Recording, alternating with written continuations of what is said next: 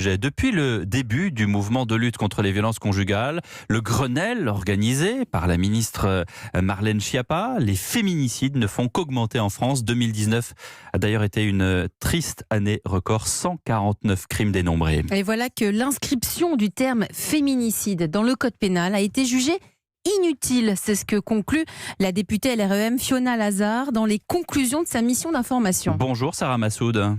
Oui, bonjour. Merci d'être avec nous. Vous êtes secrétaire nationale du syndicat national de la magistrature. Est-ce que pour vous, l'inscription de ce terme avait ou a sa place dans le code pénal ?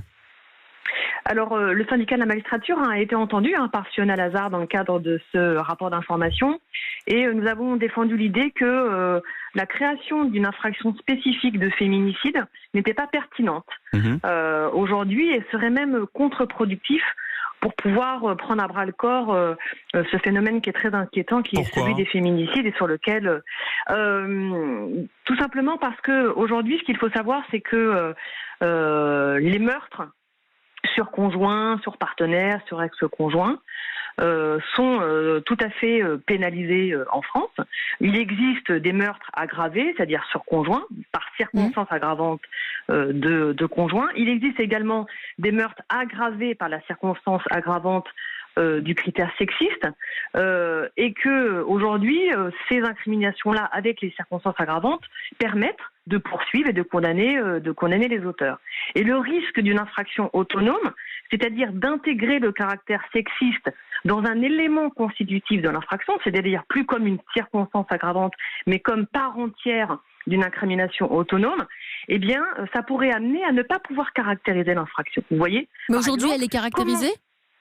Alors, en fait, il est extrêmement compliqué, en termes probatoires, d'aller prouver qu'une femme aurait été tuée, non pas parce qu'elle était seulement la conjointe, mais parce qu'elle était une femme. Comment prouver, je parle de l'hypothèse que c'est un mari, comment prouver qu'un mari a tué sa femme, non pas parce que c'est sa conjointe, mais parce que c'est une femme de manière générale. Vous voyez, c'est extrêmement compliqué, de manière probatoire pour tout le monde d'ailleurs, pour toutes les parties, pour les avocats, pour les différentes parties, et tout ça, de prouver ça.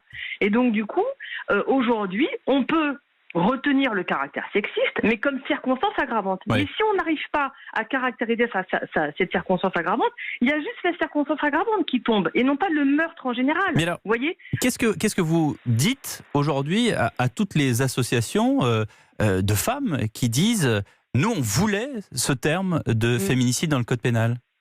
Eh ben, de dire que si cette Vous leur dites c'est pas la peine, c'est que de la sémantique. Si cette demande est tout à fait légitime, bien sûr qu'on l'entend. Nous, en tant que juristes et praticiens du droit, on dit qu'on pourrait arriver à des conséquences même contre-productives. C'est-à-dire qu'on arriverait à ne pas caractériser un meurtre sexiste parce que on aurait cette incrimination qui serait très compliquée à caractériser. Alors qu'aujourd'hui, on peut poursuivre ce type d'infraction avec une peine à perpétuité d'ailleurs qui est en cours, que ce soit la circonstance aggravante du conjoint ou la circonstance aggravante du caractère sexiste. Dans les deux cas, dans ces deux cas de meurtre aggravé, la perpétuité est en cours. Donc c'est même pas une question de gravité de la peine en cours. Oui. C'est juste qu'il y aurait un danger purement juridique, du coup, à ne pas réussir à poursuivre des gens parce que, d'un point de vue de syllogisme juridique, eh bien, il serait extrêmement compliqué de caractériser. Vous leur dites attention aux mots pour justement mieux faire respecter le droit. Merci beaucoup Sarah Massoud du syndicat national de la magistrature d'avoir été en direct avec nous.